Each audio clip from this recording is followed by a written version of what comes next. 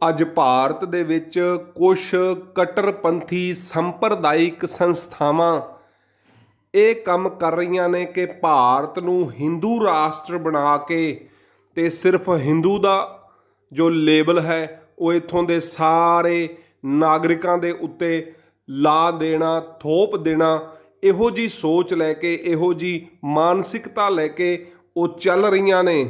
ਅਤੇ ਉਹਨਾਂ ਦੇ ਖਰੀਦੇ ਹੋਏ ਬੰਦੇ, ਉਹਨਾਂ ਦੇ ਖਰੀਦੇ ਹੋਏ ਨੁਮਾਇੰਦੇ ਜਿਹੜੇ ਕਮਜ਼ੋਰ ਮਾਨਸਿਕਤਾ ਦੇ ਮਾਲਕ ਹਨ, ਸਵਾਰਥੀ ਲਾਲਚੀ ਲੋਕ ਜਿਹੜੇ ਸਿੱਖਾਂ ਦੇ ਵਿੱਚ ਵੀ ਹਨ, ਦਲਿਤ ਦੇ ਵਿੱਚ ਵੀ ਹਨ ਤੇ ਮੁਸਲਿਮ ਦੇ ਵਿੱਚ ਵੀ ਹਨ, ਜੋ ਉਹਨਾਂ ਦੇ ਇਸ ਏਜੰਡੇ ਨੂੰ ਮਜ਼ਬੂਤੀ ਦੇਣ ਵਾਸਤੇ ਕੰਮ ਕਰਦੇ ਆ ਰਹੇ ਨੇ। ਪਰ ਇੱਕ ਸਿੱਖ ਨੂੰ ਗੁਰੂ ਅਰਜਨ ਦੇਵ ਮਹਾਰਾਜ ਸੱਚੇ ਪਾਤਸ਼ਾਹ ਜੀ ਦੇ ਕਹੇ ਹੋਏ ਬੋਲ ਜੋ ਗੁਰੂ ਗ੍ਰੰਥ ਸਾਹਿਬ ਮਹਾਰਾਜ ਸੱਚੇ ਪਾਤਸ਼ਾਹ ਜੀ ਵਿੱਚ ਦਰਜ ਹਨ, ਕਦੇ ਵੀ ਭੁੱਲ ਨਹੀਂ ਜਾਣੇ ਚਾਹੀਦੇ। ਸਤਿਗੁਰ ਨੇ ਸਪਸ਼ਟ ਕਿਹਾ ਹੈ, ਨਾ ਹਮ ਹਿੰਦੂ ਨਾ ਮੁਸਲਮਾਨ, ਅੱਲ੍ਹ ਰਾਮ ਕੇ ਪਿੰਡ ਪ੍ਰਾਨ। ਪਾਤਸ਼ਾਹ ਕਹਿੰਦੇ, ਹਜ ਕਾਬੇ ਜਾਓ ਨਾ ਤੀਰਥ ਪੂਜਾ, ਏਕੋ ਸੇਵੀ ਅਵਰ ਨਾ ਦੂਜਾ। ਗੁਰੂ ਨਾਨਕ ਸਾਹਿਬ ਜੀ ਦਾ ਸਿੱਖ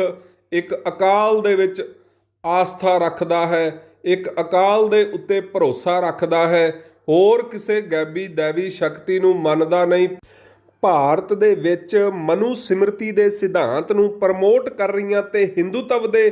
ਪ੍ਰੋਪੋਗੰਡੇ ਨੂੰ ਚਲਾ ਰਹੀਆਂ ਉਹ ਕੱਟੜਪੰਥੀ, ਉਹ ਸੰਪਰਦਾਇਕ ਸੰਸਥਾਵਾਂ ਦੇ ਨਾਲ ਜਦੋਂ ਗੱਲ ਕਰੀਏ ਕਿ ਹਿੰਦੁਸਤਾਨ ਦਾ ਕੋਈ ਵਜੂਦ ਨਹੀਂ ਹੈ ਤੇ ਉਹ ਅੱਗੋਂ ਇਹ ਜਵਾਬ ਦਿੰਦੇ ਹਨ ਵੀ ਗੁਰੂ ਨਾਨਕ ਸਾਹਿਬ ਜੀ ਨੇ ਗੁਰਬਾਣੀ ਦੇ ਵਿੱਚ ਹਿੰਦੁਸਤਾਨ ਸ਼ਬਦ ਜਿਹੜਾ ਹੈ ਉਹ ਵਰਤਿਆ ਹੈ। ਪਰ ਉਹਨਾਂ ਨੂੰ ਇਹ ਗੱਲ ਸਮਝ ਲੈਣੀ ਚਾਹੀਦੀ ਹੈ ਕਿ ਗੁਰੂ ਨਾਨਕ ਸਾਹਿਬ ਜੀ ਨੇ ਹਿੰਦੁਸਤਾਨ ਸ਼ਬਦ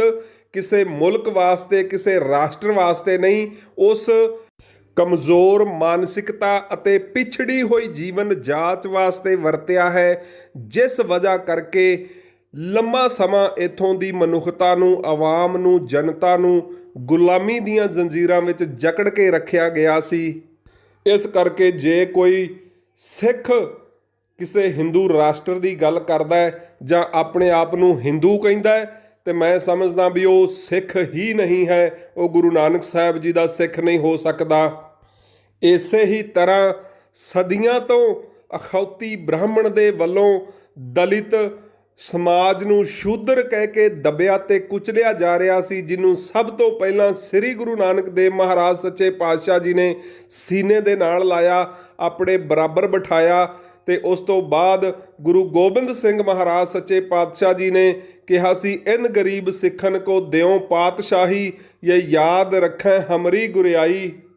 ਇਸੇ ਗੁਰੂ ਨਾਨਕ ਸਾਹਿਬ ਜੀ ਦੀ ਵਿਚਾਰਧਾਰਾ ਤੋਂ, ਗੁਰੂ ਗੋਬਿੰਦ ਸਿੰਘ ਮਹਾਰਾਜ ਸੱਚੇ ਪਾਤਸ਼ਾਹ ਜੀ ਦੀ ਵਿਚਾਰਧਾਰਾ ਤੋਂ ਪ੍ਰਭਾਵਿਤ ਹੋ ਕੇ ਬਹੁਤ ਵੱਡੀ ਇਤਿਹਾਸਕ ਘਟਨਾ ਹੋਈ ਜਦੋਂ ਭੀਮ ਰਾਓ ਅੰਬੇਡਕਰ ਜੀ ਆਪਣੇ ਕਰੋੜਾਂ ਫੋਲੋਵਰਸ ਨੂੰ ਲੈ ਕੇ ਸਿੱਖ ਧਰਮ ਦੇ ਵਿੱਚ ਸ਼ਾਮਲ ਹੋਣ ਵਾਸਤੇ ਰਾਜੀ ਹੋ ਗਏ ਸਨ। ਉਦੋਂ ਵੀ ਮਹਾਤਮਾ ਗਾਂਧੀ ਦੇ ਵੱਲੋਂ ਮਰਨ ਵਰਤ ਦੀ ਗੱਲ ਰੱਖੀ ਗਈ ਤੇ ਉਸ ਸਮੇਂ ਸਾਡੇ ਜੋ ਨਾ ਸਮਝ ਆਗੂ ਸਨ, ਅਯੋਗ ਲੀਡਰ ਸਨ, ਉਹਨਾਂ ਵਜ੍ਹਾ ਕਰਕੇ ਭੀਮ ਰਾਓ ਅੰਬੇਡਕਰ ਜੀ ਨੇ ਜਾ ਕੇ ਬੌਧ ਧਰਮ ਦੇ ਵਿੱਚ ਸ਼ਰਨ ਲਈ ਤੇ ਸਾਰੇ ਦਲਿਤ ਸਮਾਜ ਨੂੰ ਉਹਨਾਂ ਨੇ ਕਿਹਾ ਬਈ ਅੱਜ ਤੋਂ ਸਾਰਾ ਦਲਿਤ ਸਮਾਜ ਜੋ ਹੈ ਉਹ ਆਪਣੇ ਆਪ ਨੂੰ ਹਿੰਦੂ ਜੰਜੀਰਾਂ ਚੋਂ, ਹਿੰਦੂ ਮਾਨਸਿਕਤਾ ਵਿੱਚੋਂ, ਮਨੂ ਸਿਮਰਤੀ ਦੀ ਸੋਚ ਵਿੱਚੋਂ, ਨਿਕਲੇ ਹੋਏ ਸਿਧਾਂਤ ਦੇ ਵਿੱਚੋਂ ਬਾਹਰ ਕੱਢ ਲਵੇ ਤੇ ਅੱਜ ਤੋਂ ਕੋਈ ਵੀ ਦਲਿਤ ਆਪਣੇ ਆਪ ਨੂੰ ਹਿੰਦੂ ਨਾ ਕਹੇ। ਹਿੰਦੂ ਹੋਣਾ ਆਪਣੇ ਆਪ ਦੇ ਵਿੱਚ ਬਹੁਤ ਵੱਡੀ ਗਾਲ ਹੈ।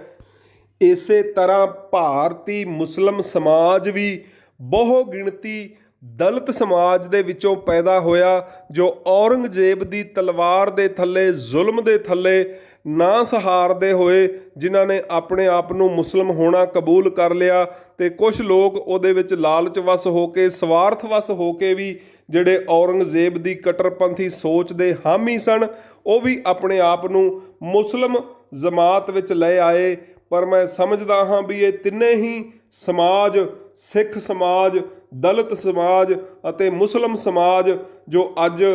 ਮੁਹੰਮਦ ਸਾਹਿਬ ਜੀ ਨੂੰ ਆਪਣਾ ਪੈਗੰਬਰ ਮੰਨਦਾ ਹੈ, ਇਹਨਾਂ ਤਿੰਨਾਂ ਦਾ ਹੀ ਹਿੰਦੂ ਅਤੇ ਮਨੂ ਸਿਮਰਤੀ ਦੇ ਨਾਲ, ਹਿੰਦੁਸਤਾਨ ਦੇ ਨਾਲ ਦੂਰ ਦੂਰ ਤੱਕ ਦਾ ਕੋਈ ਵਾਸਤਾ ਨਹੀਂ ਹੈ। ਇਸ ਕਰਕੇ ਸਮੇਂ ਦੀ ਨਜ਼ਾਕਤ ਨੂੰ, ਜ਼ਰੂਰਤ ਨੂੰ